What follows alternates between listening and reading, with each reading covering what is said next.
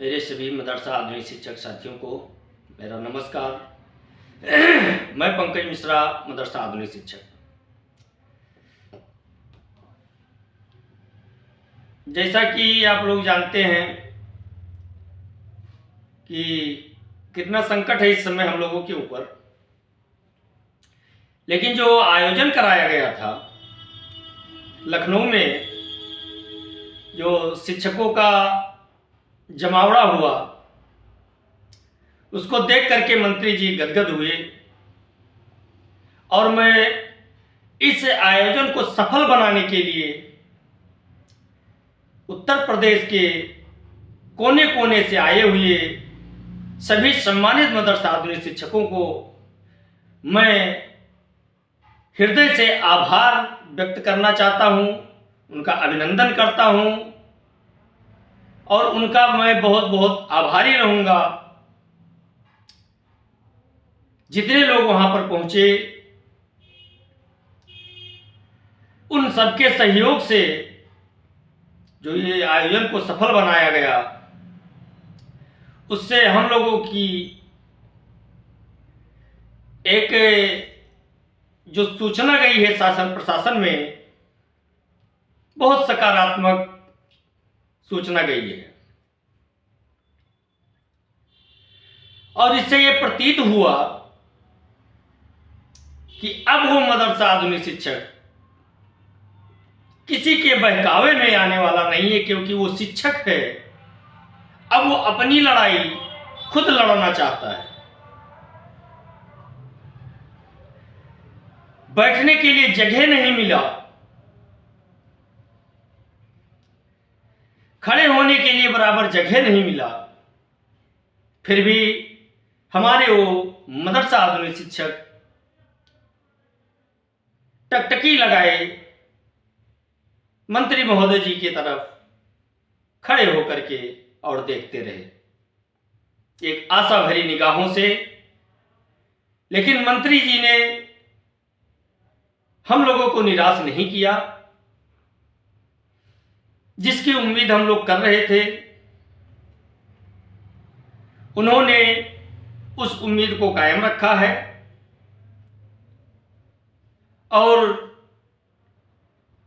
सिकंदर बाबा के अथक प्रयास से उत्तर प्रदेश के कोने कोने से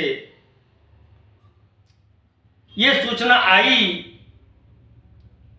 कि हम आना चाहते हैं, लेकिन कुछ मेरी मजबूरियां भी हैं।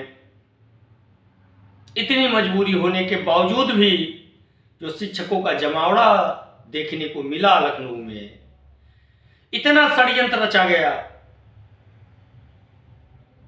कि शिक्षक ना आने पाए, मंत्री महोदय जी सम्मेलन में ना आने पाए, मुख्य अतिथि, विशिष्ट अतिथि जिनको बुलाया गया था वो ना आने पाए, सम्मेलन को फ्लॉप साबित किया जाए, ऐसे तमाम प्रयास किए गए। लेकिन इन शिक्षकों ने उन आलोचना करने वालों के मुंह पर ऐसा तमाचा मारा है कि शायद उनको समझ में आ गया होगा कि मदरसा आधुनिक शिक्षकों को गुमराह करने वाला या उनकी लड़ाई लड़ने वाले में कितना फर्क है। उनको इसकी तुलना करनी चाहिए अपनी बातों से, और इन बातों से उनको अपनी एक तुलना करनी चाहिए। लेकिन मैं मंत्री महोदय जी का धन्यवाद करना चाहता हूं। उन्होंने धरना खत्म करने का आह्वान किया, लेकिन हमारे शिक्षक नेता धरने को खत्म ना करके उन्होंने धरने को स्थगित किया है।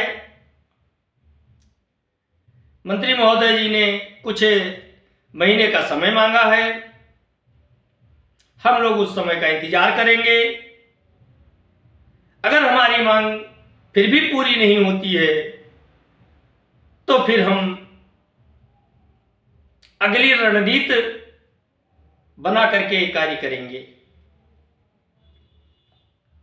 लेकिन मुझे आशा है, मुझे उम्मीद है कि जो मंत्री महोदय जी ने आज तक बातें नहीं कही थी, वो बातें उन्होंने उस सम्मेलन में कह दी है।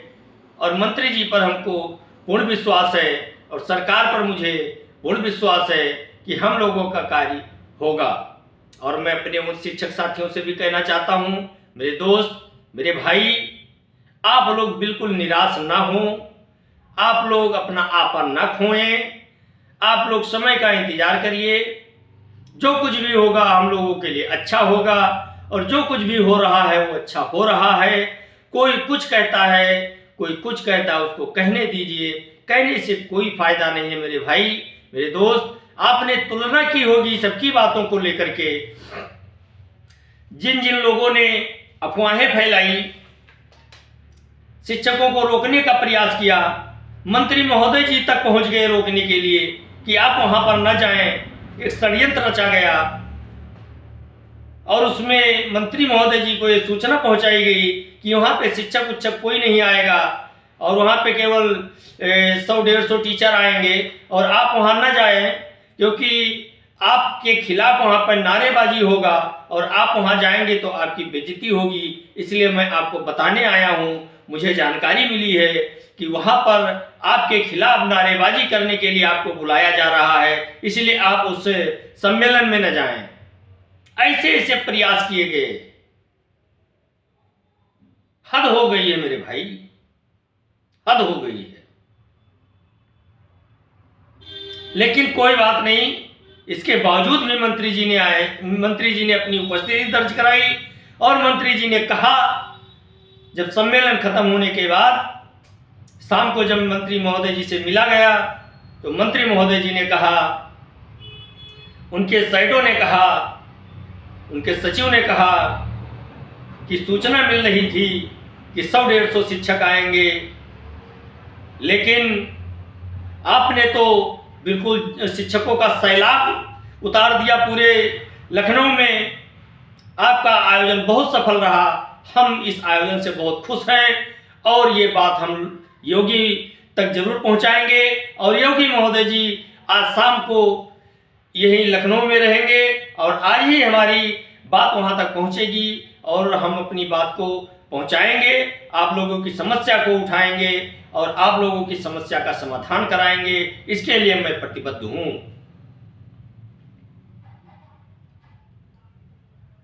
लेकिन उन्होंने से हम लोग एकदम सन्न रह गए कि क्या खेल चल रहा है इन शिक्षकों के साथ मेरे भाई। कौन खेल खेला जा रहा है इस बेबस, लाचार, मजबूर शिक्षकों के साथ धोखेबाजी की जा रही है, उनके साथ खेल खेला जा रहा है। उनको तो चाहिए कि सिकंदर अगर थोड़ी मेहनत कर रहा है तो मैं भी उससे ज़्यादा मेहनत करके शिक्षकों के परेशानी को दूर करें, न कि हम षड्यंत्र रचें। ऐसे लोगों के लिए मेरे पास कोई शब्द नहीं है। मैं अपने मुंह से उनको कुछ नहीं कहूँगा, लेकिन आने वाला समय उनको खुद जवाब देगा मेरे भाई। बहुत पीड़ा हुई है जब मंत्री महोदय जी के वहाँ कुछ लोगों ने जब ये चीज़ बताया कि ऐसी ऐसी बातें हुई हैं, तो बड़ी पीड़ा हुई हम लोगों को कि बताइए, एक शिक्षक होकर के, एक शिक्षकों के रहनुमा होकर के इस तरह की बातें करते हैं। सामने तो कुछ और बात होती है, लेकिन पीठ पीछे क्या बात करते हैं। ये शिक्षकों का भला नहीं चाहते। ये देखने में जितना सरल दिखाई देते हैं उतना ही गड़बड़ कर रहे हैं। इससे बड़ी तकलीफ हो रही है मेरे भाई, मेरे दोस्त। हम क्या बताएं, मैं किसी का नाम नहीं लेना चाहता हूं, लेकिन ऐसे ऐसे षड्यंत्र रचे गए।